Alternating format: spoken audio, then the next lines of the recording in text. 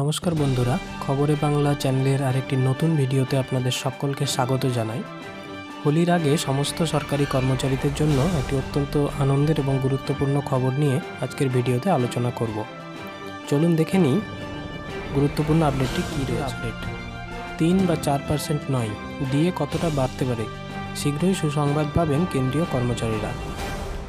সপ্তম বেতন কমিশনের ডিএ বৃদ্ধি 2025 সালের। কেন্দ্রীয় সরকারি কর্মচারীরা খুব শীঘ্রই সুখবর পেতে চলেছেন। এর ফলে লক্ষ লক্ষ সরকারি কর্মচারী এবং পেনশনভোগী উপকৃত হবেন।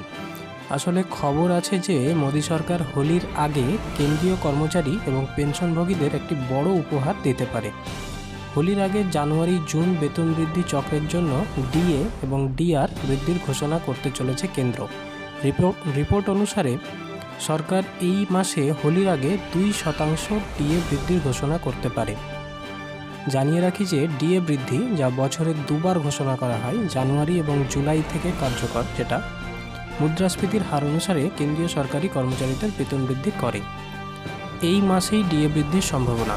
নিউজ 18-এর এক প্রতিবেদন অনুসারে হোলির আগে ডিএ বৃদ্ধির ফলে কেন্দ্রীয় সরকারি কর্মচারীদের মহার্ঘ ভাতা 2% বৃদ্ধি পাবে বলে আশা করা হচ্ছে। এরপরে মহার্ঘ ভাতা মূল বেতনের 53 থেকে 55% বৃদ্ধি পাবে, অর্থাৎ এর আগে ডিএ ছিল 53%, যেটা বৃদ্ধি পেয়ে হবে 55%। তবে প্রধানমন্ত্রী নরেন্দ্র মোদীর সভাপতিত্বে অনুষ্ঠিত মন্ত্রিসভার বৈঠকে এই বিষয়ে চূড়ান্ত সিদ্ধান্ত নেওয়া হবে। আপনাকে জানিয়ে রাখি যে হোলি উৎসব 14 মার্চ 2025। 2024 সালের অক্টোবরে শেষ ডিএ বৃদ্ধির সময় কেন্দ্রীয় সরকারি কর্মচারীরা 1 জুলাই 2024 থেকে 3% ডিএ বৃদ্ধি পেয়েছিলেন। বৃদ্ধির পরে মহার্ঘ ভাতা মূল বেতনের 50% থেকে বৃদ্ধি পেয়ে 53% কিন্তু উন্নীত হয়েছিল।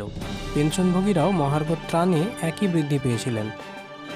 সরকারি কর্মচারীদের ডিএ দেওয়া হয় আর পেনশনভোগীদের কিন্তু ডিআর দেওয়া হয়।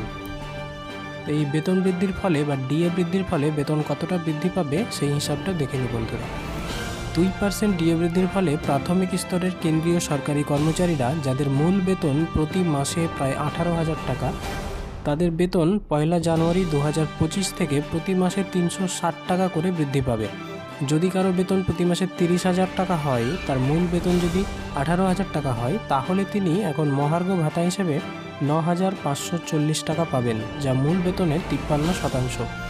তবে প্রত্যাশিত 2% বৃদ্ধির পরে কর্মচারী প্রতি মাসে 9,900 টাকা পাবেন, যা 360 টাকা বেশি। তবে 3% ডিএ বৃদ্ধির ক্ষেত্রে কর্মচারীরা কিন্তু মহার্ঘ ভাতা 540 টাকা বৃদ্ধি পাবেন, যা প্রতি মাসে 10,080 টাকা হবে।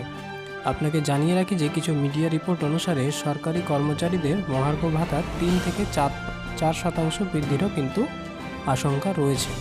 তবে দেখা যাক, এই খবরের দিকে আমাদের নজর থাকবে প্রধানমন্ত্রীর ঘোষণার উপর, যে সরকারি কর্মচারীরা হোলির আগে কতটা ডিএতে বৃদ্ধি দেখতে পাচ্ছেন।